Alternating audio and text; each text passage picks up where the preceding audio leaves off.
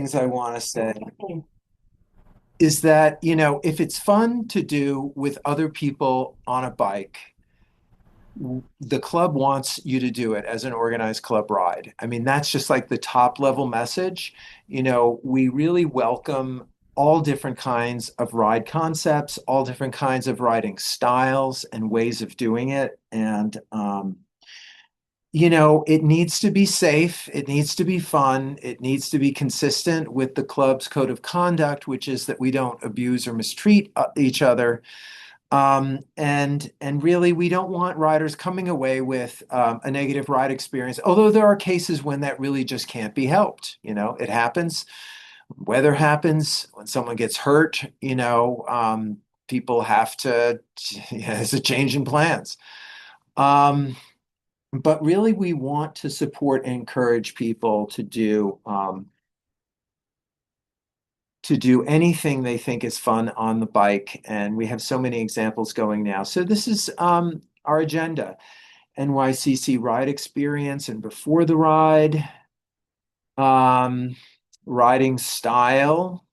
And then the rest of this is actually variations on riding style, ride configuration, because that's really what a lot of times what people mean by riding style.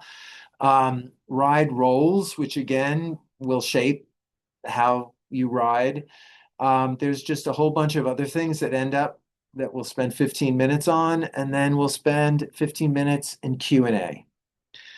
So let's start with the ride experience before the ride. It's really about the leader, and we rely on leaders to be the face of the club and really to wield the club's authority. I don't mean to put it bluntly. It shouldn't be wielded with an iron gauntlet, but with a velvet glove. The ride will not come off well unless the leader takes responsibility and calls the shots for what needs to be done. And while there are occasions, of course, when democratic practice filters in, like there you are and you're in front of there's a bagel shop, but there's also a Mexican place. Where should we go? Obviously people can make that kind of a decision, but it is dangerous to not maintain control of the critical decisions on the part of the leader. So we want rides to be safe, transparent, and predictable. And a big part of the transparency and predictability is what we covered in the first session, which is recorded if people want to resort back to it. We do want to provide the advertised fitness and recreational experience, and that can be hard if you have a bigger divergence of skill levels and fitness levels on the ride than you advertised for. And that is one of the most difficult things that leaders have to deal with, is that it comes up and how do you deal with it? Because you do want to give people the advertised experience. Um, and you want to, if possible, foster a social experience or at least opportunity. And I would just say that a bike club, as compared to some other types of clubs people might join, I think, in my experience as a ride leader through the years, appeals to many different people, but it does also appeal to people who don't like other types of up close and personal experiences, like you're stuck with people and have to speak to them and relate to them throughout a 1 or 2 or 5 hour experience. Biking is so wonderful and flexible that way, in that you can spend time with people or not. It's not a lot of chit chat, but you are working together and enjoying it together.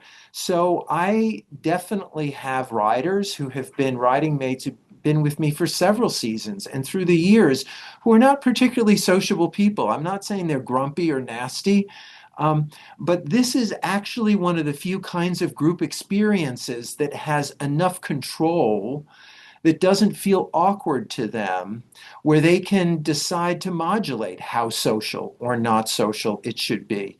So that is one of the things that our bike club provides that I think is really wonderful, is a wonderful social space for people who sometimes don't feel comfortable in the other social spaces. And know your riders and work with them and try to address whatever their needs or limitations are, consistent with giving that predictable as advertised group experience. Um, you do want to talk to people, before the ride. If you know the people already, there isn't that much to say, but I like to send out an email with a weather forecast reminding people how to dress. Not everyone looks at the weather. Giving people like a forecast of the course a little bit. Oh, it's a hilly one. Um, and just reminding them that they signed up, right? Now, if you have a rider who signs up and it's their first ride with the club, they may, they're sort of an unknown quantity to you. That's okay. Oops, sorry. Didn't mean to do that. You can reach out to them. Don't do it aggressively and in a judging way. You can take a look at them on the club's current website, which will be archived when we move to a new one, see their ride history. But if they're really new to the club, consider writing an email to them and just saying, welcome. Do you have any questions about the ride? Have you ridden with other clubs before? Um, I'm the leader, and in order to make sure everyone has a good experience, I'm curious to know what you're looking for in the ride. And then when it comes to weather threatening to cancel the ride, um, you should let people know when you're going to call it. Different leaders have different ways of doing it. Some leaders will call it as early as a Wednesday or a Thursday. I like to wait till much closer, or typically I'll call a Saturday ride on a Friday, but I'll let people know on Wednesday I'm not going to call it till Friday because I think it might clear up. And people appreciate that communication. Or they don't because they don't even look at their email, but at least you did it. And bring your leaders' supplies the morning of to the ride. And those leader supplies are things like, an extra bungee, a first aid kit. Maybe, I mean, we don't really do this anymore, but I used to always bring, some extra printed cue sheets because someone might not have charged their device. And, if need be, you can navigate with a paper cue sheet. Um, some extra things. And then we do have a long-standing ride leader with the club, a guy named Richard, who used to do an icebreaker. Like he'd sit around in a circle and he'd have a question. He'd ask everyone, what did you have for lunch yesterday, or whatever it is. Um, and it would just be a question that everyone would have an answer to, and it would get people to talk and say something. You put a face to the name. Um, it helps to know who the people are. I wish I did this more often, but a lot of times on my rides, I don't have many new people. So um, I've dispensed with it, but I think it's an absolutely wonderful idea to get people to talk to each other and share a little bit about themselves. Writing style, we have this system, A, B, C, D. I put in R and T too. T is something I just launched this year, so it doesn't really belong up here with these canonical A, B, and C. We've sort of canonized D, although we haven't blessed the D program with a dedicated board role. Our Randonuring, Neil thought it up like 5, 10 years ago. Can't remember how long ago it was.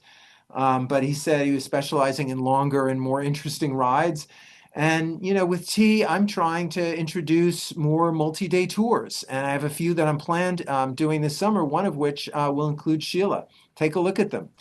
So what is the point of creating these classes? It's not to create a hierarchy within the club, but it's a shorthand of conveying certain basics about so that riders have expectations and there's predictability. So yes, we know that C rides are of lesser distance than B rides often. A rides can be very long, but frankly, B rides can be just as long as A rides. Terrain, obviously, D is for dirt. These are unpaved rides, and you're giving someone the heads up if it's listed as a D ride. Speed, of course, there generally are, these letters map over to a particular speed. But it's not always clear. And certainly sometimes there are B rides that are faster than A rides, and I've seen C rides that are faster than some B rides. D is a whole other animal because what speed are you going to go at when you're on a completely unpaved, like single track or poorly maintained gravel surface, you know? So they have their own way. They talk about just think of it in terms of the effort. But, you know, I will put in my rides, I'll say like B19, D16, to indicate that I'm going to drop it down 3 miles an hour in those situations or more. Um, you know, and Can you put skills, the presentation back up? put what back up? The presentation? I thought it was. It went away a few minutes ago. I see it. That's so It is weird. actually up. Yeah, it was actually. Oh, Probably you click something else. Yeah, it just went Hannah, away. you have a haunted hookup here, but I'm reloading it and oh, I'm here it wondering comes. if Hannah can see Thank it you. now. Yeah, now Okay. I see it. I blame the Okay. cat. Um, Yeah, speed skills. Obviously, you need more advanced skills than I have. I haven't done the DSIG, and I feel less comfortable on pay services, although I seek them out just because I don't know, maybe I have a death wish or something. Riding skills in terms of pace lining, you know, definitely want to have those together for an A ride, right? And then, you know, the group riding configuration, how close people are together. Is there a specified configuration? Generally speaking, we use single file, but sometimes we do a double pace line. And there are scenarios where, you know, frankly, you know, you're out in the middle of nowhere and there's no cars around and it's a beautiful road and you just feel like riding like a pack and you can see everything. It's not dangerous. There's not a car that's going to come around the bend and you do it because it's fun and you can share the experience. So there are different group riding configurations that go into the cocktail of what makes an A, B, C, D or other ride. And the most important ingredient again is what the leader imparts and how the leader wants it to go. With respect to ride configuration, these are things that it's good to make clear at the beginning, especially if you have people who haven't ridden with the club before. You know, generally speaking, we don't want people passing on the right. It just, what it does is it organizes the traffic, it organizes the group and how they relate to each other. And it means that you don't have to look over both shoulders before you do something unpredictable. You know, you always know that if someone's going to be near you, they're going to be to your left, not to your right. And people will forget this when they're climbing up a hill sometimes, especially if they're switchbacking. Usually riders spread out enough when they're climbing up a hill, so it isn't a problem. But I like to mention this right up front because I really don't like people passing me on the right, especially if they're doing it because it's kind of like a familiar, like racery kind of thing. Like we all know we could be anywhere at any time. That's not how we run a New York Cycle Club ride, generally speaking. Um, if riders go off the front and they're busting the pace, you know, they're really off the ride. It's unfair to the other riders to feel like they have to struggle to keep up to a pace that wasn't advertised. It's just that simple. And they need to be told that, not in a nasty way. And it can become a problem if you are using a rotating pace line because the person who's up at front does sort of set the pace. Um, so you may need to speak to someone and say, you know, whatever, but you know, remember that the pace also is the pace on level, windless, um, you know, asphalt, right? So, you know, I have an algorithm I use when I'm leading rides and setting the pace at the beginning. For the first 1 to 3% upgrade, I'll reduce the speed about half a mile per hour. For the second, you know, 4, 5, and 6% upgrade, I'll reduce it a full mile per hour off of the advertised pace. And, you know, and going down, generally speaking, you go much faster. It's good to have some sort of an algorithm. I'll take a mile or even 2 miles per hour off in a stiff wind. And, you know, if you got a tailwind, you can pick it up. But you tell people that you're doing it so they know to expect it. I'll distinguish being off the back from gapping and lagging. Sometimes it's hard to tell because some people just don't want to ride that close and kind of want to have their own ride, but it's part of the ride. I mean, there you have to tell them, please kind of stick with the group because I'm the leader and it makes me anxious when I can't see everybody or there's too big a gap and I'm not able to plan for how the group will get through a tough intersection. Um, Off the back is when something happens, like a change in a light or some other thing that happened that just meant like the back of the ride can't proceed or one rider goes off the back. And I always stop, and I think it's a good idea. Unless, it's really just a momentary delay off the back. Um, you know, you should let people catch up. You should stop and slow roll and let people catch up. Gapping and lagging, I'll talk about later. Keeping the group together is our best safety tool because of the visibility and drivers will not, bully you if you're in a group the same way that they might if you're riding alone. Um, if you keep people together, you can give encouragement and help coach laggers. It sounds terrible. Would never call someone you're lagging, you're a laggard, but it happens. Count noses after the rest stop. You don't want to lose a rider, just like a nursery school teacher who's taking their kids to the park, okay? Keeping the group together enhances safety, enhances the social experience. There doesn't need to be intense drafting where like a moment's inattention to the butt of the rider in front of you is going to cause a crash. That's not how I ride. For some people, that's fun. It's allowed, but it can be dangerous. But certainly you want to be in sight distance with everyone. Sometimes on my rides, people will say, I want to skip this hill or I want to skip this unpaved segment, Steve, in your route because I don't like climbing a hill that big or I don't like the unpaved and I made my own little segment. Here it is. I have a plan. If you're going to let the group split up or be part of a separate group doing something, you better be pretty sure that you know that you have a specific rendezvous point. You know where that rendezvous point is. The other person knows where it is. It's not what we usually do, and it often goes awry, even when you know all those things. So it's something to be done quite judiciously. There comes a point on some rides when you need to suggest to a rider that they need to bail. I'll just say things during a break about bailing, like, oh, this is the last train station.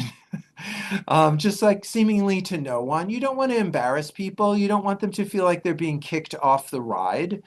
But, if you've done your planning right and you know where the bail points are, you can come to people and give them the information they need. You can tell them, that this is the last bail for, 15 miles from the finish.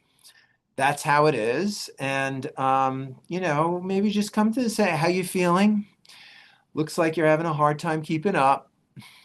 Rough night last night, make a joke, just like have a little chit chat with them one-on-one and see like how they feel about it and what they want to do. Tell people at the beginning of the ride that if they want to fall off the back because they're just not feeling up to it, that's permitted, but they must let the leader know. You don't want as a leader to find that someone's not there and you don't know what happened. They could have been hit, and in which case I would hope that most leaders would want to go back. They'd want to stop the ride. They want to send some people out to look for the lost rider. So avoid the lost rider. Be prepared to guide people to bails. I talked about splitting the ride. Ride roles. We talk about a ride leader, but that's just like whose name appears in the ride listing on a certain level. There are roles that are leadership roles on a ride that I want to talk about. The point is the person in front. Obviously, they control the pace. The rider should know that if they go off the front past the rider who's the point, then, they're off the ride. They also obviously navigate because they're at front and they're making turns and indicating them. They also call stops. They look out for stops and they bring the group to a stop to let them know. They play an important role in group configuration as well. And oftentimes there's really just one person in the leader position, and they may be the person who's point throughout the ride. I happen to run my rides that way most of the time because personally, um, I like to guide my riders through traffic. I think that one of the biggest dangers that we face on the road are our drivers. And so I like to be out in front. And then when we get out onto the nice roads into the country, I'm totally fine with pace lining, climbing hills, descending. I tell people, pass me, no problem. Just make sure to wait for me, you know? um, but when we're going through trafficy intersections, I don't want people shooting past me when I might be actually waving a driver through, because there are situations where that's the right thing to do, rather than make a driver wait for a shaggy, baggy group of cyclists with big gaps in between them at a four-way stop intersection. If you pull up first and the driver's waiting, you wave them through. You don't want a rider shooting past you into the path of the driver. It's really nice to have someone behind you in a point assistant role. They don't have to be a designated leader, but they're like a desirable second pair of eyes. Um, they can help you with navigation, especially if you're having a problem with your device. They can let you know if they think you've made a wrong turn. They can let you know that there's gapping going on behind you, because frankly, as a leader, you don't want to constantly be looking past your shoulder and know what's going on. And, it isn't, once you get past the SIG, people don't always want to be screaming out gapping all the time. It's just, it detracts from the ride. So a point assistant is up there and can help you do things, and they can take your role behind you. If you're not using a rotating pace line type structure, while you go back and deal with something that's a serious problem. The person behind you, you're up in front and point, and the person behind you says, "Hey, I don't see so and so anymore." You're like, "Okay, you take the ride. I'm going to fall back and look for them." I've done that plenty of times. I might find them. I might even say, just like, get on my wheel. They were late. They lost their water bottle, some kind of minor mechanical or something. You find them and you bring them up. You bring them back up to the ride, and that's a great kind of role that you can have, that you don't have to stop the ride to deal with that. Second official leader would do the point assistant work. Um, um, except for helping with navigation when at the back. Usually you alternate if you're going to have a second leader, unless they don't want to be at the front. They wouldn't always be in that back position, which we call the sweep position, who can help riders who are lagging or having problems get through the ride. That's the role of a second leader at the back. If the ride splits a second leader, it's always a great utility to have that and be able to split up the ride. And, lining up other people to serve in those supporting roles, it reduces stress, it encourages volunteerism. Somebody does that for you. They're your point assistant or a second official leader on a ride a handful of times. The next thing you know, they want to lead their own ride. It's great. So you're the leader. You don't have to order people to do things, but you can ask them nicely, and people will want to volunteer. And that's what the club is all about. Hey, Steve, Scott has a question. Yes. Okay. I'm going to stop sharing because I think I've actually brought us back on time. We have 15 minutes at the end for question and answer, but let's see what Scott has to say. Well, it was less a question and more of a reaction to something you were saying. So I'm happy to wait, or now that I'm already interrupted, I can chime in. You let me know. Okay. What is it? Let's hear it. Well, yeah. So you said something about like you'll drop sort of a subtle hint sometimes, like, "Hey, this is the last stop," and I'll just mention, as someone who is maybe less attuned to receiving subtle hints, and I don't think I'm the only one, I think what you said right after that of being direct is just a way kinder thing. Like, "Oh, I didn't realize that comment about the last train station was actually directed at me. Now, 10 miles later, I'm feeling miserable. I wish you had told me, hey, Scott, it looks like you're not on your best day." And honestly, it's not about me, but I do speak from my personal experience. And I know there are others, like you mentioned at the beginning of the talk, not everyone who joins bike rides are super social. Not that they're mean, but they're not super social. And part of that lack of super sociality also is in the awareness of messaging being received. So I think a direct communication of like, oh, look, you know what, this is your last chance, Scott. And obviously not mean, but I think that would go. I think that'd be well received by those who are like me, and not felt irritating by those who are also picking up on it. Yeah. I mean, that is such a well taken comment, Scott. So I'm really glad that you jumped in with it. The skills it takes to be a good ride leader and to do this successfully are the skills that I use in running a small business and dealing with employees all the time. And they're not easy skills that everyone has. Um, the amazing thing is you can actually develop them in the context of a group bike ride that doesn't cost you anything, and it's just your idea of fun on a weekend. Um, you need to know who you're speaking to. You need to know that you're getting through to them. And it is absolutely true that sometimes telling people, you've got to lead the ride because it's just not working and I can't keep an eye on you. And so you're in essence no longer on the ride and I can't be responsible for what may happen to you. I will just tell you that when I started with this club, I did the A Classic SIG and, I wanted to do the most ambitious rides and I got dropped. And the fact is, some of my most formative and best experiences and character building experiences as a road cyclist were getting dropped on rides. Um, it's not a sin. I mean, you want to give people transparency and predictability about the drop policy, and that should be in the ride listing. And the new website is going to have a way to do that that I think is better than what we have now. Um, but yeah, it is a kindness when it's really clear that it needs to be done. And I have ordered my ride to drop me. If I'm having a bad day and it's really hot, I can't take the heat and humidity. I'll be like, I'm not moving from here. The rest of you finish this ride. You're going to be the ride leader. You deputize someone. It's how we do it, and it's part of what I think makes it interesting and fun. So make sure your communication is effective with people and not just like trying to be nice. I mean, we don't like it when people feel like they've been spoken to in a disrespectful or abusive way. So that is the Charybdis to go with the Scylla, but you'll figure it out. Back to the presentation.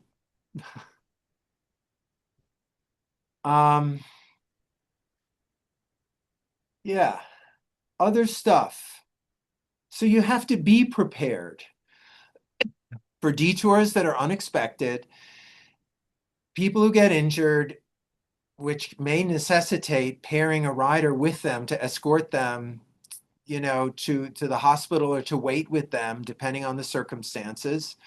If for some reason the whole group isn't going to wait. And just friction amongst people who are on the ride. Maybe there's somebody who rides in a way no one wants to ride behind them. They think it's dangerous. Nobody wants to ride behind that person, but that person keeps kind of inserting themselves into the pace line. So calm, judgment, and grace. It can take years, but it's part of being a good leader. And it can't be taught, obviously, in a 45-minute presentation. Rest breaks. It's best when they are in the route file and they are linked with Ride with GPS. It says include in the file, and then it's actually going to pop up on people's screens if they're using that Ride with GPS file on all the kinds of devices that I'm familiar with. It's a point of interest. It's a stop. I think that the best practices are you make them between 15 and 25 miles. You don't want to go much further than 25 miles unless you're really doing like an endurance thing. And I think you want to be in there. People are always asking. people always ask the leader, how long to the next break? So if you have that information available to you, you can just tell them. And if you don't have it, you're going to find yourself becoming irritated quickly, okay? Um, Tell people when they get to the rest break, okay, this is a short one. We're going to try to make it out of here in 15 minutes. And what that means is anyone who actually wants to use the restroom should go first before they buy whatever they're going to buy in the store. And the other people who aren't, they can go and buy their stuff first. And we'll all get out of here. Here's the time. Of course, you let that slip, when you need to let it slip. You don't like enforce on people, sorry, we're leaving. It's 16 minutes. But, it's good to give people an expectation. And if people go off on their own at a rest break, I mean, it's a good idea to pick a stop that has a bathroom so people don't have to go off on their own. People want to go off on their own because they're like, oh, that place looks like it might have interesting beverages or whatever. It's just like, okay, but we're leaving in 15 minutes and it'll probably slip to 17 or 20, but you tell them that so that you don't have to find people before you leave a break. That's a pain in the ass as a leader. Detours happen, and I just like to, oftentimes I'll go through them. I find many times when it says bridge closed or road closed, they mean to cars, and it's actually very easy to get through on a bike. You just have to dismount. What I do, if I think there's any kind of a safety issue in making a crossing like that on a closed bridge or a closed road, I'll tell people, I don't know this situation, but it looks safe. Let's dismount and walk. And you're the leader, and you tell people to do that. Whenever there's anything that looks unsafe, it is the leader's responsibility, and the club urges leaders to do that, and people should listen to you. And if they don't listen to you, if they won't, you repeat it. You have to be like, I just said, dismount. And look at them, like Scott said, because sometimes, we get worked up when we're riding, we're having a good time, maybe we're thinking about other stuff. And maybe we're just not being told what to do, used to being told what to do, or we don't like it, but tough. That's what we do on New York Cycle Club rides to make sure it's a positive group experience and everyone's safe. With mechanicals, it's pretty clear, people call it out. You stop as soon as it's called out. You find out what it is. I do encourage people to allow others to help them, for example, fix a flat. And oftentimes you'll find in this club there are one or more people who are quite proficient, even more so than you. It's good to have those people on your rides. You like having them on there. They can fix things, people who can even like take a link or replace a link in a chain, or people, they have all their tools with them and their little parts and they're into doing it. Some people don't want their bikes touched. I wouldn't ever tell someone you have to let the group work on your flat or let the group work on your mechanical. But what is the period of time that makes the distinction between a major and a minor mechanical? Well, sometimes you just can't tell because you fix a flat and it seems fine. It goes flat again. It's an unfixable flat, and that's leader discretion, whether you're going to stick around for the second fixing or you've looked at the tire. You're like, that tire's shit. It should have been replaced 100 miles ago, and we're not waiting for you to put another tube in so it can just go flat again. Okay? That's a leader decision. Generally speaking, a flatted tubed tire, even now, usually tubeless tires, a single fix of that is firmly in the category of minor mechanical. Obviously, dropped equipment or loose equipment that needs to be secured is in the category of minor mechanical. Major mechanical, you got to use your discretion. I've carried it through with people who have, needed link replaced in the chain when there's someone who has the tools and the spare link and the know how to do it. And then just sometimes, obviously they're not going to be able to ride again, and they've got to call Uber or make an arrangement and do whatever. Anyone on a New York Cycle Club ride, except, there are some exceptions, and I'm not sure exactly how a C ride would necessarily handle it if they say it's a no drop ride, but you don't necessarily want to ruin everyone's experience. But if someone is injured, then it does ruin everyone's experience, most likely, unless, so safety first. There's a course taught by Ed at the club about this, Ed Fishkin. But the main thing is to make sure that a rider in the road is surrounded by other people who are warding off other cars.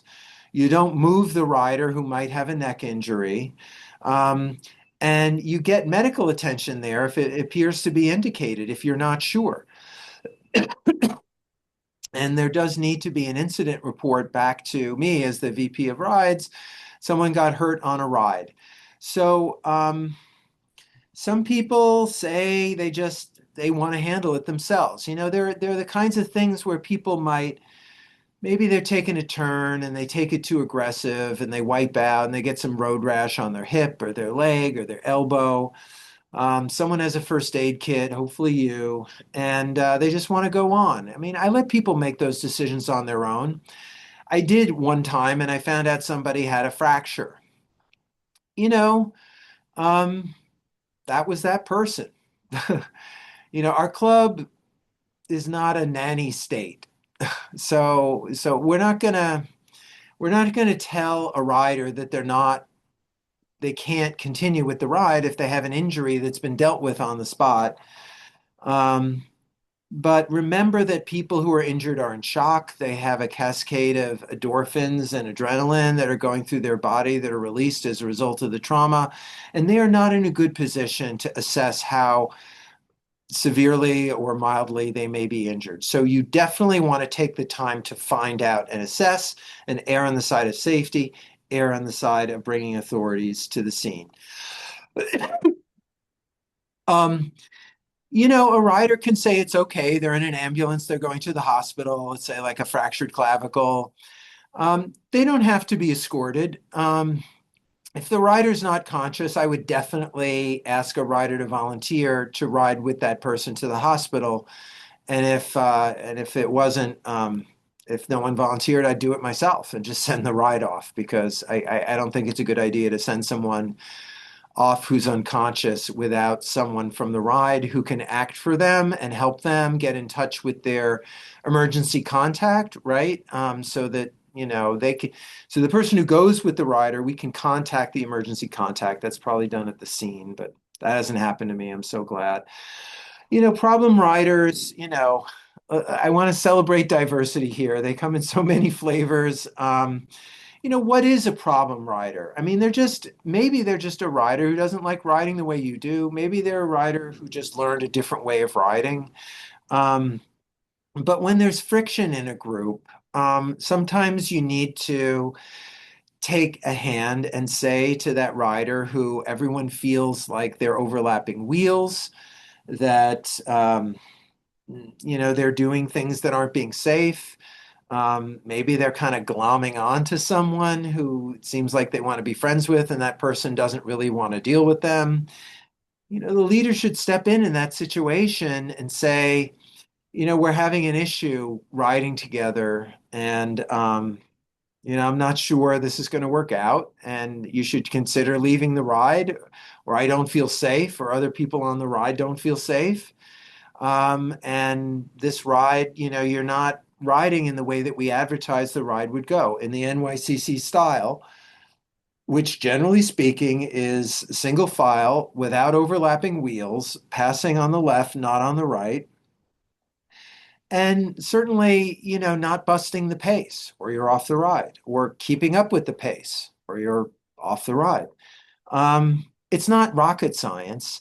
And if somebody, I don't know, you find people who they want to do like that Tour de France picture, one guy's lighting the other guy's cigarette. Who's seen that picture? Has anyone ever seen that picture of the old French guys? And they're like, they look so cool because they're riding no hands and one guy's lighting another guy's cigarette. But, the point is not to be cool and to show off. The point is to have a safe ride that everyone enjoys. So that's not a New York Cycle Club ride, that picture. I should have put it in the PowerPoint, but didn't have time. At the end of the day, you want to make sure that people are able to enjoy the ride in a way it was advertised to be enjoyed, and not according to some other person's concept of the ride who isn't the leader. If they have a different concept for how they want to have fun on the bike, they need to go out and list their own ride. If they come on your ride and they hijack it, that's not right. That is frowned on in this club.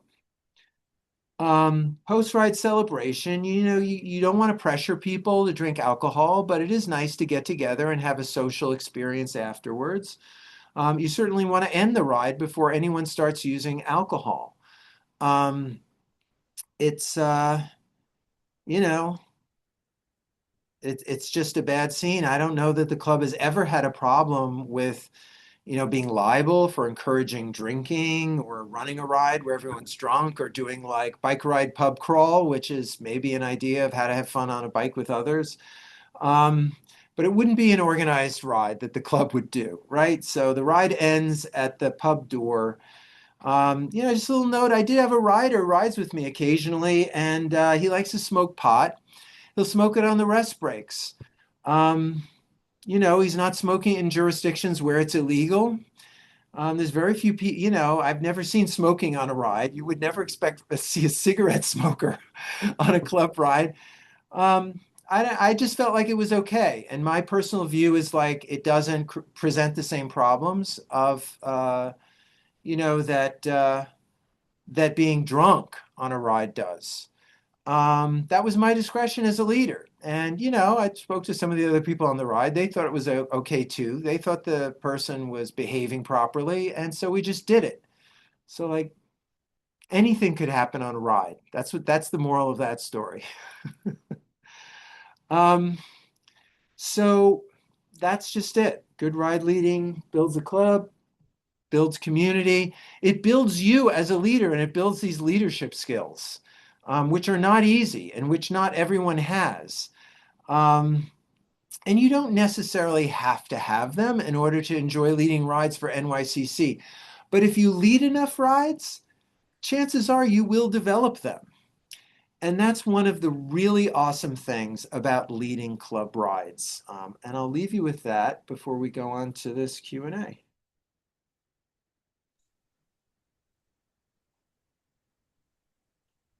So, what do you think?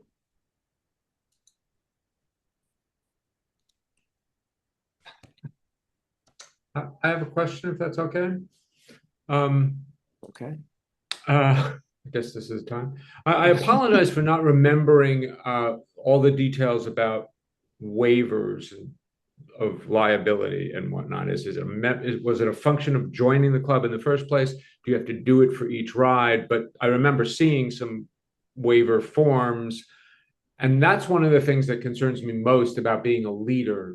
Like, how solid is that waiver? And for liability of the leader and of the club. And also, what if somebody brings along someone who is not a member of the club, a pal who comes for the ride? Presumably, you would have them sign a waiver, but is that allowed also? I know there's a sort of intertwining questions. Yeah. There's a bunch of different things there, but I can cover them all. There is a waiver that people digitally sign when they join to become members of the club. At various milestones in your relationship with the club, we might revise the waiver, or we might just ask you to digitally sign it again. And I think that also you are deemed to have digitally signed it each time you sign up for a ride. So we have a bunch of different methods to make sure everyone signs the release and waiver. The release and waiver functions not only for the protection of the club, but also for any club members on the ride. It prevents you from being able to sue other people on the ride who might cause you harm through negligence. There are limits to the scope of the waiver. While everybody releases everyone else and the club and its officers for negligence by signing the release and waiver, it is not permitted under the law of pretty much every state in the United States to release claims for so-called gross negligence. Gross negligence is not just different in quantity or severity from negligence, it is different in kind. And that's the law in every jurisdiction where it's a thing. Gross negligence is described as something that is on the verge of intentional wrongdoing. It is something that is reckless, where you can be shown to have some awareness that there's a very substantial risk and a likelihood that someone will get hurt, but you decide not to heed the risk. Wanton is one of the 19th century terms that comes up in connection with defining gross negligence. So, it sounds pretty bad, right? But the question is, what happens if I'm on a ride and I come to a bridge and the bridge is out and the nearest detour is like a 10-mile detour, and I see the bridge is out, it's out to cars, but it's not out to someone just walking across it. It's perfectly fine. And we walk across it. I say, everyone dismount, we're going across this bridge. And like somebody slips and falls on a rebar that's exposed, without a cap on it, and they get hurt. Am I guilty of gross negligence? I mean, look, I'm a personal injury lawyer, so I could go on and talk to you about it. What I can tell you with respect to the club is that it has basically protected us. And as a second layer of protection, we have an insurance policy that covers us in the event that someone thinks that they can prove gross negligence. And in a situation here and a situation there, we have in fact ended up having our insurer pay out some money in settlement of a claim that alleged gross negligence. One of the most famous and recent ones involved an ASIG ride that took riders across a steel deck bridge, which is a hazardous thing, and everyone should know. I always call them out whenever I'm leading people over it, and if I can take people on the sidewalk and avoid it, I do. A steel deck bridge is extremely treacherous when in the least bit wet or moist. And you have to be very careful. And typically what I'll tell people is like, steel deck bridge, just roll across it. Don't pedal, don't brake, don't steer, just roll your bike straight across the steel deck bridge. It's like a grate, right? Like you can see down beneath the bridge. You know what I'm talking about. There aren't that many around. There's one or two in New York. The Broadway Bridge is a relatively safe one. There's one going up towards the park in north East Bronx. In any event, that guy, he swerved, he fell, he said on the SIG, they told me keep pedaling, no matter what, keep pedaling. So I kept pedaling and I wiped out, and he was just extremely badly injured, and he sued the club for gross negligence. And our insurer paid out on his settlement because his injuries were just so bad that the insurer decided to do that. And it's the insurer's money, so that's how insurance works. But the short of it is that we as club riders all agree to release each other for the harm that we might do to each other, which is not how every club functions. And it is a decision that's worthy of discussion, and reasonable minds could differ as to whether or not it's a good policy, but it's been the club's policy as long as I've been familiar with it. That's very helpful, very complete. Thanks. If someone brings a friend who's not a member of the club, Right, is there friend. any way they can come on the trip? So they send the away? insurance policy covers someone if it's their first and only ride as a club non-member. But the fact that there's an insurance policy doesn't mean that that person has released and waived everyone else. So there is something in the Ride Leader Manual, which I didn't mention at the top. It's a resource. It's on the website, very easy to find. Ride Leader Manual. Just search the NYCC website. It's like 27 pages, but it's pretty succinct, frankly. I think it's well done. Some of it is a little bit out of date, but it says always bring, a waiver form with you if you're a leader. We're just not running around with pieces of paper these days.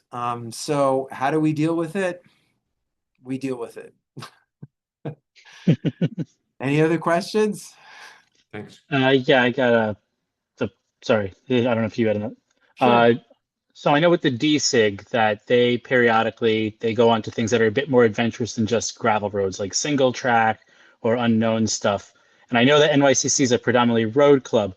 Are mountain bike rides allowed? Because I know there's a lot of people that have, dabble in everything. And there's a lot of single track in the region.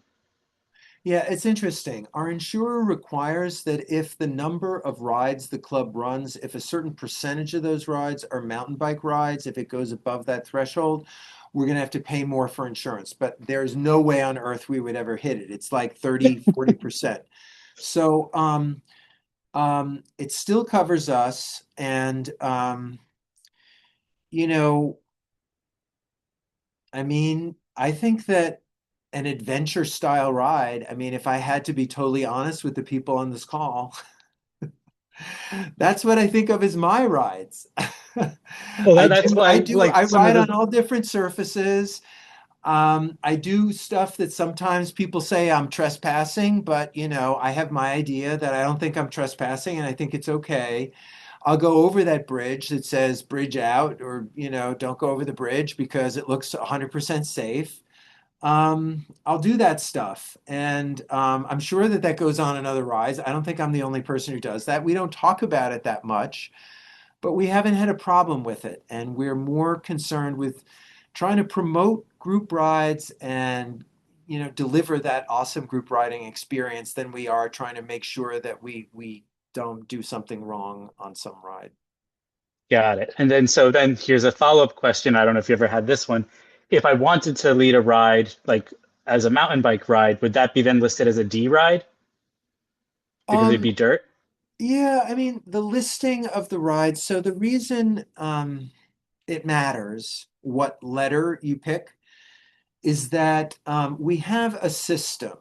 Like any member can lead a ride. So that's pretty inclusive. You pay $1, you're a member for a month. You pay $30, you're a member for a year, and you can lead a ride. And we don't have formal ride leader training. Now, the fact is, most of the people in the club wouldn't feel comfortable going and signing up on a ride with somebody who had not like been through the SIG program, didn't have some sort of a history of rides that they led that they can look at because people understand that, it's just you and the leader out there and the leader's in charge. That's how our ride system works. Um, we do have a layer of supervision, which is the ride coordinator roles. A ride coordinator, B ride coordinator, C ride coordinator, and they review and approve rides, and they are there to support people listing rides, to encourage people to list and lead rides, but to make sure that they get the information like what I'm giving you here in this presentation. So they're great resources, but if you host a ride, I mean, it doesn't get published until the ride leader approves it. The D program is relatively new. It grew out of the A program, and so it is the A ride coordinator who approves D programs, D rides. Um, and the fact is, I don't know that our current A rides coordinator, Natan, is really in so much to D rides, but I think he's a very, very experienced Oh, rider. I And know Natan. I know him okay. personally. So I'm sure he would be able to like ask the right questions about, oh, you want to do a mountain bike ride? Cool. And he'd have some questions for you about, so like, is everyone driving to the start? Or, are you going to ride the mountain bikes on the road to get to the start? Or are you going to be in a New York City, one of our mountain bike tracks, like out in Cunningham or up in, Yeah, Cunningham is where I was thinking initially because I used to live across the street from there and I've uh-huh. helped build there. Yeah. It would go like that. But anytime you post a ride, you're dealing with a ride coordinator before the ride is published and other members can join. And they would talk you through those steps. Okay. I Any think other someone has their questions? hand up. So Jonathan, I can say that if you post a ride at Cunningham, I'd probably join it. I, uh, All right, I, sounds I good. have a mountain bike that I haven't ridden enough lately, but would love to get back. And the other part of it is, with regard to what Steve is saying, is that the levels really kind of convey the type of ride and the skill level, while the speed conveys, the cruising speed. So if you're looking to do a mountain bike ride, you Oh would yeah, still the use speed's the way lower. ABC levels to give you so that people have an understanding of the skill level needed that you're expecting. So it may be like, if it's a mountain bike ride, it may be like an A14, if that's the pace you're going. Or you could say, I'm going to do a B12. So that's where, like Steve had talked about, how sometimes the speed doesn't necessarily, convey the Yeah, same as the level, but it will give people an idea of what to expect. makes sense.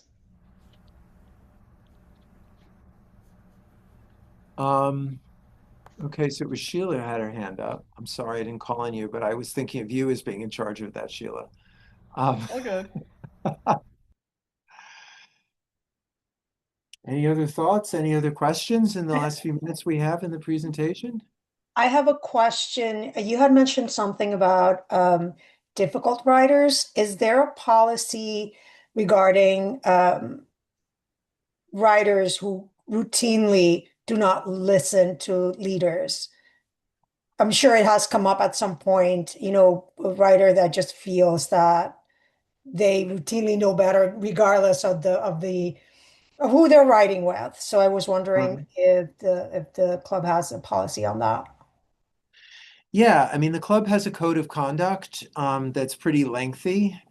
Um, they and I haven't committed it to memory, but it definitely covers this problem. And so if there's a rider who's behaving that way, um, so what's going to happen? First, the leader of that ride is going to have to figure out what to do on the ride. Am I going to kick this person off the ride? Does it have to go that far? Um, if you do, if it's a reasonable decision, even if it isn't the same decision that I would have made, I'm going to back you up as a board member because that's a tough spot to be in as a leader, right? So the club really does back up its leaders when they have to make those kinds of tough decisions, as long as it's not something that constitutes an abuse. Now, so let's say you kick that person off the ride and they sign up again for another one of your rides.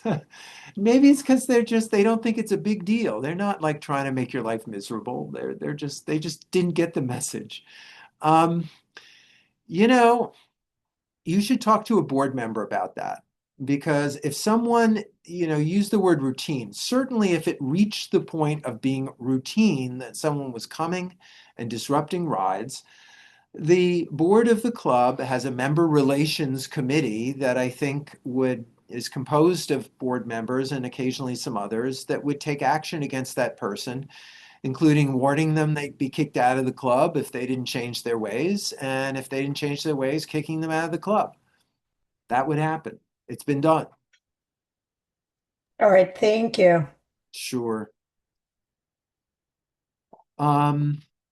So we're at 7:29. I'd be happy to take a last question if anyone has one. Can I double dip then? Okay. Uh, it says that there's a minimum number of riders per leader. You have to have 4 riders per leader, which is a sort of backwards of what I would expect, that we wouldn't want a leader with too many riders. I don't understand why that is, but Okay, whatever. sure. And is there a rule of thumb for how many leaders or co-leaders or backups you want, depending on how many people sign up for the ride? Sure. Those are really great questions. So there have been over the years situations where people will list a ride with like 5 co-leaders, so 6 leaders, and then people don't sign up for the ride. But those leaders, those 6 people go off, they do the ride, and then they want their leader incentives. They want to get the free swag from the club because they led this ride. So honestly, that's the reason for saying you can't have too many leaders on a ride. When it comes to having too few leaders on a ride, there is a sweet spot. I mean, I think most people in the club would say 12. You really should, if it's more than 12, you should consider splitting up the ride.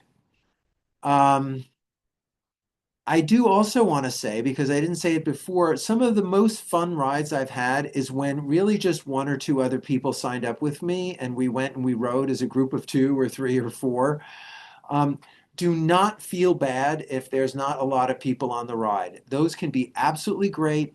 They really contribute to the life of the club. It's an intimate experience where you get to know the other riders on that ride, and that is not to be frowned on. Like, and if you're trying to develop a regular riding profile or leadership profile within the club, I don't want to make it sound like more than it is, but you want people to go on your rides and be able to list rides and always have people show up. It takes some time to build it when people start to develop a familiarity with you. So the first ride you lead, maybe no one signs up. Don't let it discourage you. Better seek out an experienced leader and co-lead a ride with them.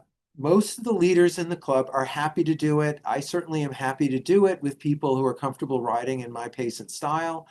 And then you'll have like a known quantity who's there as a co-leader. You'll get some other people on the ride, you'll get to ride with them, and that's how we launch a whole new kind of following, a new group of people who like to ride together. Because that's really what it is just all about, is a group of people who like to ride together. I mean, that's a little bit of what we're trying to foster in a SIG experience, of like people who ride together regularly. They know they get to know each other and enjoy each other. They feel safe with each other.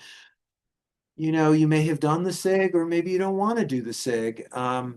But you get your people, you find your people, you ride with them, and it's just absolutely magical and can be such a wonderful, wonderful thing, especially as we get older, to be able to list these rides, meet new people, meet people who are so different from us, maybe much younger, different backgrounds. That's everything that you get. I'll just leave you with this. One of my favorite moments as a ride leader was when we stopped. We ended, it was a Century that went out to Long Island. We went to the brewery at the end by the train station. And I realized that we had 6 people on the ride and me, and every single person on the ride had a different native tongue. Everyone was from a different place. And there we all just were hanging out after riding 100 miles together in gorgeous weather, beautiful roads out on Long Island. So again, I'll leave you with that. Please list lead rides and look to board members, established leaders for help and support. It's there for the asking. Okay.